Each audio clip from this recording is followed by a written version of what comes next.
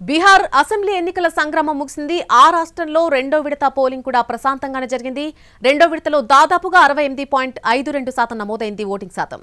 ఇక మొదటి విడత కంటే రెండో విడతలో ఓటింగ్ శాతం పెరిగింది. పోలింగ్ ముగియగానే ఎగ్జిట్ పోల్స్ వచ్చేశాయి. అన్ని సంస్థలు ఎన్డీఏ కూటమిదే గెలుపని స్పష్టం చేశాయి.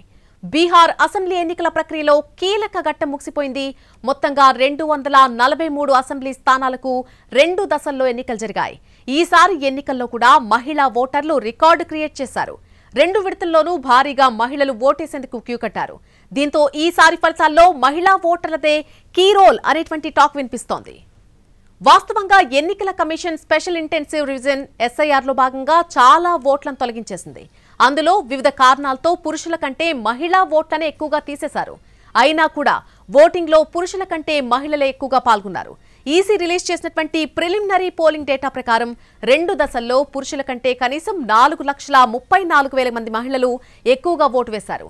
మహిళల్లో ఓటింగ్ 71.6% ఉంటే పురుషుల్లో 62.8%గా ఉంది. 2020 అసెంబ్లీ ఎన్నికల్లో కూడా 167 నియోజకవర్గాల్లో మహిళలే ఎక్కువ మంది ఓటేశారు. ఈసారి పోలింగ్ పర్సెంటేజ్ చూస్తే అభ్యర్థుల గెలుపోటములపై మహిళా ఓటర్ల ప్రభావం పడే అవకాశం ఉంది. ప్రధాన పార్టీలు 2 కూటములు కూడా మహిళా ఓటర్లను లక్ష్యంగా చేసుకునే ప్రచారం చేశాయి. నితీష్ కుమార్ నేతృత్వంలోని ఎన్డీఏ సర్కార్ బీహార్ మహిళలను లక్ష్యంగా చేసుకుని అనేక సంక్షేమ పథకాలు ప్రకటించింది.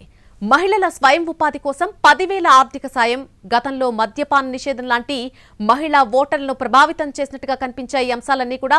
అంతేకాదు మొదటి దశలో రికార్డు స్థాయిలో మహిళా ఓటర్లు పాల్గొనడం కూడా ఎన్డీఏకు అనుకూలంగా మారినట్టు సర్వే సంస్థలు అంచనా వేస్తున్నాయి.